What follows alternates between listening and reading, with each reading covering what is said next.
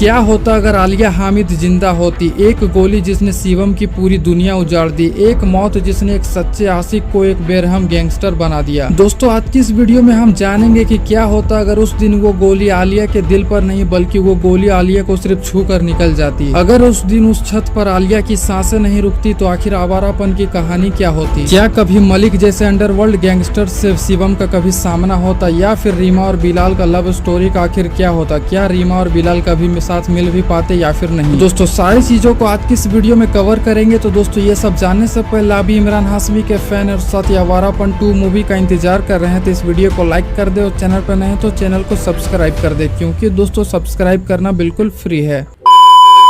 देखो दोस्तों उस दिन अगर उस छत पर आलिया को गोली नहीं लगती और आलिया जिंदा बच जाती ना तो शिवम पूरी तरीके से इस जुर्म भरी दुनिया से बाहर निकल जाता और एक चैन भरी जिंदगी को जीता। कैसे जीता चलिए बताता हूँ। देखो दोस्तों जैसा कि हम लोगों को पता है कि आलिया के बेहद धार्मिक और साथ ही दोस्तों शांत स्वभाव की लड़की थी। जब आलिया के पिता ने शिवम पर गोली चलाई और शिवम को बचाने के लिए जब आलिया बीच में आ गई तो ये देखकर शिवम के लिए बहुत ही बड़ा सदमा साबित हुआ था। अगर उस दिन उस छत पर आलिया को गोली नहीं लगती और आलिया बच जाती तो शिवम को यह एहसास हो जाता है कि उसके हिंसक भरे जीवन की कीमत आलिया को चुकानी पड़ रही है। अगर उस दिन आलिया बच जाती तो शिवम उस दिन भरत मलिक और उसके अंडरवर्ल्ड का साथ पूरी तरीके से छोड़ देता और आलिया के साथ एक सुकून भरी जिंदगी जीने की कोशिश करता। और दोस्तों सबसे बड़ी बात इस मूवी का जो प्लॉट है दोस्तों आवारापन को दर्शाता, इसका दोस्तों पूरी तरीके से वजूद ही खत्म हो जाता, क्योंकि ये आवारापन फिल्म शिवम की उस मानसिकता को दर्शाता है क्योंकि शिवम के पास जीने का कोई मकसद ही नहीं था, वो पूरी तरीके से मरना चाहता था। अगर आलिया उस दिन बच जाती तो शिवम की जिंदगी में पूरी तरीके से खालीपन और अकेलापन जो भरा पड़ा था वो पूरी तरीके से खत्म हो जाता।